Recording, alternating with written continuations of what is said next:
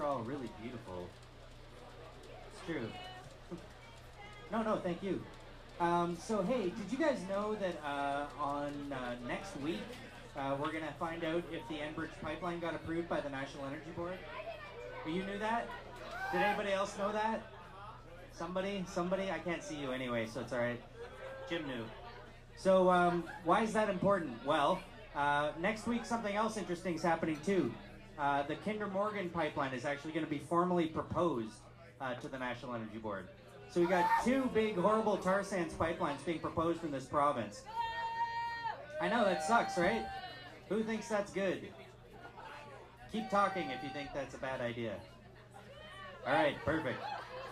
So the reason why I bring this up is because we decided to start a campaign called Beyond Fossil Fuels to talk about what we could be doing instead of these pipelines.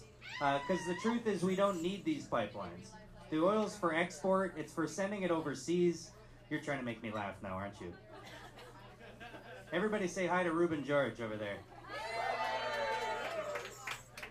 So the pipelines that are being proposed, they're not for us. There's about $5 a barrel for the oil companies.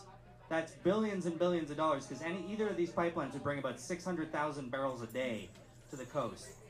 But all of that money is going to these big oil companies. Very little of the profits are coming to us. All the risk is coming to us. And the truth is that if you invest in the alternatives, you get something like 3 times as many jobs per dollar that you invest.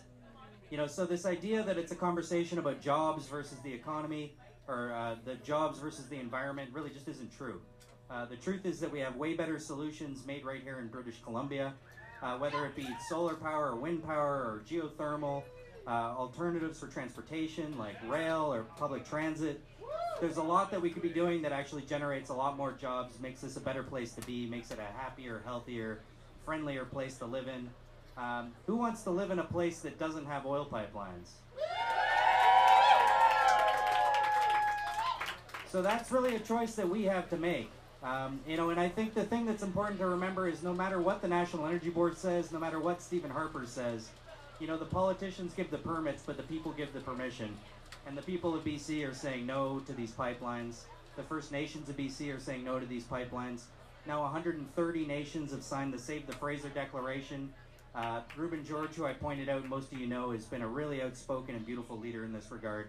And a lot of the First Nations, including the Tsleil-Waututh, where Ruben is from, are actually taking the lead in these kinds of campaigns. The Tsleil-Waututh already own their own wind turbine company. They're about to install solar panels on all their own buildings. Yay! And that's a really exciting opportunity. So I think we all have a role as the settler folks, as the people who live here, to work with the First Nations people to actually make those solutions a reality.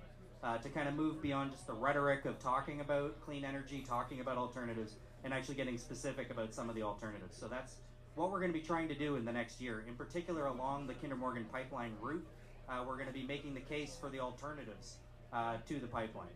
Getting serious about how we could create jobs, in particular for people who need them the most, and First Nations reserves and other low-income communities. Who wants to help me do that?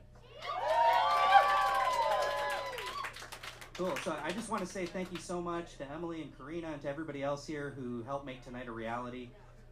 Working with the arts community is so bloody important. If we just talk about all the problems all the time, we just sit around and get depressed, that's no fun.